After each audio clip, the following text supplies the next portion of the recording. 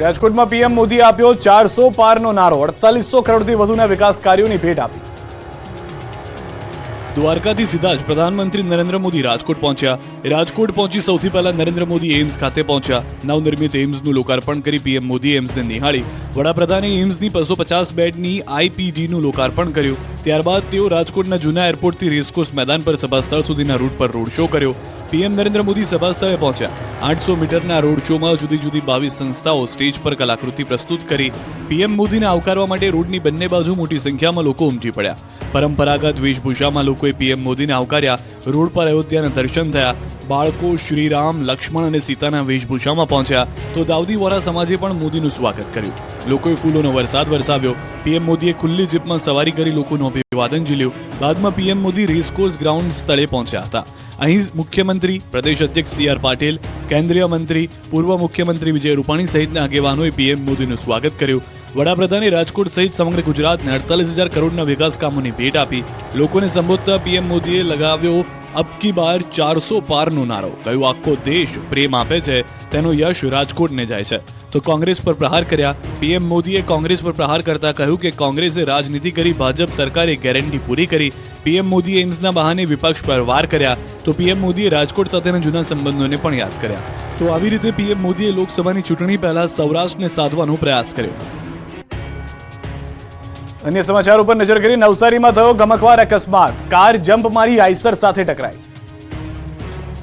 નવસારીનો highway મોતની ચીચિયારીઓથી ગુંજી ઉઠ્યો. નવસારીના ચીખલી નજીક કાર અને આઈસર ટેમ્પો વચ્ચે ગમખ્વાર અકસ્માત સર્જાયો. અમદાવાદથી મુંબઈ જતા નેશનલ હાઈવે 48 પરના અકસ્માતના દ્રશ્યો હચમચાવી નાખનારા છે. મુંબઈ તરફથી પૂરપાટ આવતા કાર ચાલકે બેફામ કાર ચલાવતા અકસ્માત સર્જ્યો. પૂરપાટ આવતી કાર દોડી કૂદી ધડાકાભેર આઈસર સાથે ટકરાઈ. અકસ્માત એટલો ભયાનક હતો કે કારનો કચ્ચરકાંડ નીકળી ગયો. આગળનો ભાગ આખો આઈસરની અંદર ઘૂસી ગયો તો ટ્રકને પણ ભારે નુકસાન થયું. કારમાં 2 લોકો સવાર હતા, જેમાંથી એકનું મોત થયું. અકસ્માતના કારણે લોકોના ટોળે એકત્ર થઈ ગયા. રોડ પર ટ્રાફિક જામ થઈ ગયો. લોકોએ ભેગા થઈ કારનો દરવાજો તોડીને લોકોને બહાર કાઢ્યા.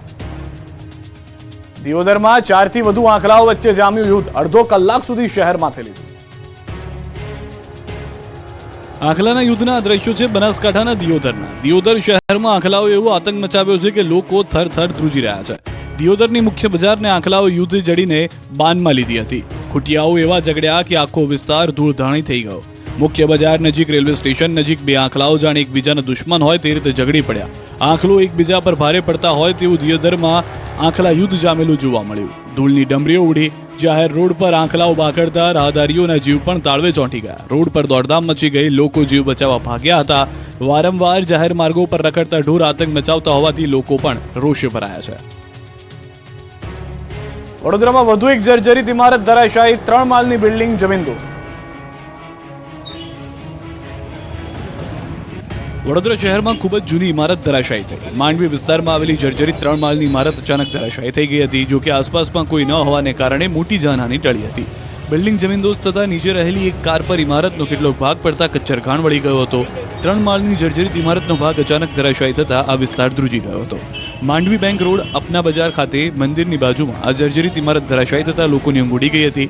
આ અંગે ફાયર વિભાગને જાણ કરતા તાત્કાલિક ઘટના સ્થળે દાંડિયા બજાર ફાયર વિભાગની ટીમ પહોંચી હતી. સાથે વીજ પ્રવાહ ચાલુ હોવાથી વીજ કંપનીના કર્મચારીઓ પણ તાત્કાલિક દોડી આવી વીજ પુરવઠો બંધ કર્યો હતો. આ ઘટનાને લઈ તાત્કાલિક પોલીસ પણ ઘટના સ્થળે આવી પહોંચી.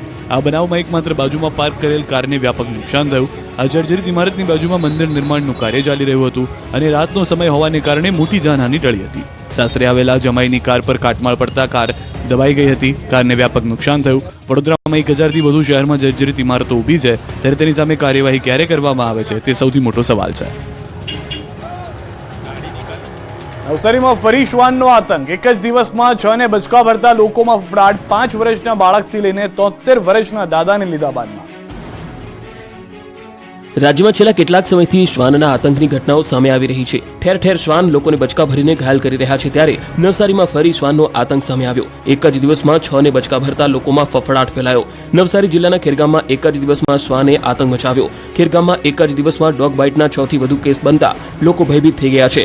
એક જ દિવસમાં શ્વાને 6 લોકોને બચકા ભરીને ઘાયલ કર્યા, જેમાં બાળકો, મહિલાઓ અને વૃદ્ધો સામેલ છે. આ ઘટનામાં એક બાળક સહિત કુલ 6 લોકોને બચકા ભરીને શ્વાને ગંભીર રીતે ઘાયલ કર્યા છે. આ તમામને હાલમાં ખેરગામની રેફરલ હોસ્પિટલમાં સારવાર માટે ખસેડાયા છે. શ્વાનને પકડવા માટે સ્થાનિક NGO અને વન વિભાગને જાણ કરવામાં આવી. અવારનવાર રખડતા શ્વાને હુમલો કર્યાની ઘટનાઓ સામે આવતા સ્થાનિકોમાં પણ રોષ જોવા મળ્યો. રખડતા શ્વાનને પકડવા સ્થાનિકોએ માંગ કરી છે. ગુજરાતીઓને રખડતા શ્વાનથી મળશે છુટકારો, હવે શ્વાનની વસ્તીને કંટ્રોલ કરાશે. ગુજરાતમાં શ્વાન કરડવાની અસંખ્ય ઘટનાઓ સામે આવી રહી છે, ત્યારે હવે શ્વાનની વસ્તીને કંટ્રોલ કરાશે. શ્વાનની વસ્તી પર નિયંત્રણ રાખવા માટે રાજ્ય સરકારે અમલીકરણ અને મોનિટરિંગ માટે ઉચ્ચ કક્ષાની એક કમિટીની રચના કરી છે, જે એનિમલ બર્થ કંટ્રોલ રૂલ્સ 2023 ને લાગુ પડે છે. સ્થાનિક સંસ્થાને પગલાંની છૂટ અપાઈ છે. હાઉસિંગ સચિવના અધ્યક્ષપદે 17 સભ્યોની કમિટી સ્થાનિક સંસ્થાને સાથે રાખી કાર્યક્રમનો અમલ કરાવશે. આ કમિટીના સભ્ય સચિવ તરીકે ગુજરાત સ્ટેટ એનિમલ વેલફેર બોર્ડના ઓફિસ ઇન્ચાર્જ કે જોઈન્ટ ડાયરેક્ટર કક્ષાના અધિકારી રહેશે. આ કમિટીએ ઓછામાં ઓછા 3 મહિનામાં એક વખત બેઠક કરવાની રહેશે.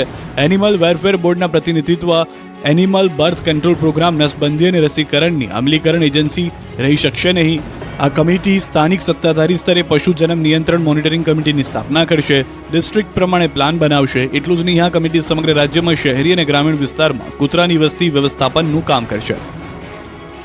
હાથમાં મીઠું લઈને અગરિયાએ કર્યા પાટણમાં ઉપવાસ આંદોલન. હાથમાં મીઠું અને મુખમાંથી વિરોધના સૂર. અગરિયાઓના વિરોધના આક્રોશના હલ્લાબોલના દ્રશ્યો છે પાટણના સાતલપુરના. સાતલપુરમાં છેલ્લા 4 દિવસથી અગરિયાઓ પરિવાર સાથે આમરણાંત ઉપવાસ પર બેઠા છે. રણમાં જવા પર પ્રતિબંધને લઈને અગરિયાઓમાં આક્રોશ ફાટી નીકળ્યો. રણમાં જવા પર પ્રતિબંધને લઈ અગરિયાઓ મેદાને આવ્યા.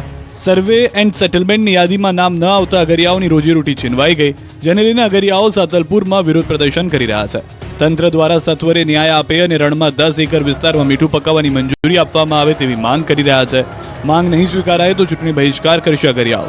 અગરિયાઓનું કહેવું છે કે કોઈ પણ અધિકારીઓ મુલાકાત માટે નથી આવ્યા. આ રણમાં જવા દેવાની માંગ છે. ઉપવાસ પર બેઠાને 4 દિવસ થવા છતાં નથી કોઈ રાજકીય નેતાએ મુલાકાત લીધી કે ન તો કોઈ અધિકારી દ્વારા મુલાકાત કરાઈ. જૂનાગઢના ગિરનાર પરની દુકાનો 4 દિવસે ખુલી, વેપારીઓની હડતાલનો અંત આવ્યો. જૂનાગઢમાં ગિરનાર પર 4 દિવસે દુકાનો ખુલી. 4 દિવસથી બંધ દુકાનો ખુલતા ભક્તોએ રાહતનો શ્વાસ લીધો. ગિરનાર પર પ્લાસ્ટિક પર પ્રતિબંધને લઈને વેપારીઓ વિરોધ પ્રદર્શન કરી રહ્યા હતા. પાણીની બોટલ વેચવા પર રોક લગાવવા વેપારીઓએ ગિરનારની સીડીઓ પર દુકાનો બંધ રાખી હતી. 4 દિવસથી દુકાનો બંધ રાખીને વેપારીઓ હડતાલ પર ઉતર્યા હતા, પરંતુ તંત્રે વેપારીઓની વાત માની લીધા જૂનાગઢના ગિરનાર પર છેલ્લા કેટલાક દિવસોથી ચાલી રહેલી વેપારીઓની હડતાલ સમેટાઈ. તંત્ર અને વેપારીઓ વચ્ચે ચાલતા ઘર્ષણનો આજે અંત આવ્યો. પાણીના કેરબા શક્ય ન હોવાથી ટેટ્રાપેકમાં પાણી વેચવાનો વિકલ્પ વેપારીઓને તંત્રે સ્વીકાર્યો. 4 દિવસ બાદ ગિરનારની સીડીઓ પર દુકાનો ફરી શરૂ થઈ.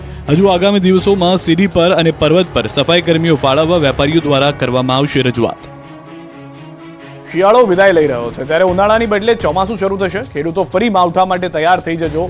માર્ચમાં મહામાવઠું ત્રાટકશે. રાજ્યમાં શિયાળો તેના અંતિમ તબક્કામાં છે, પણ હવે ઉનાળો શરૂ થવાનો નથી. ઉનાળાને સાઇડલાઇન કરી ચોમાસું એન્ટ્રી મારી શકે છે. માર્ચ મહિનાની શરૂઆતમાં ફરી એકવાર માવઠું ત્રાટકી શકે છે. માવઠાના એંધાણ 28 ફેબ્રુઆરીથી થઈ જશે. ખેડૂતોની મુશ્કેલી વધે તેવી આગાહી હવામાન નિષ્ણાંત અંબાલાલ પટેલે કરી છે. અંબાલાલ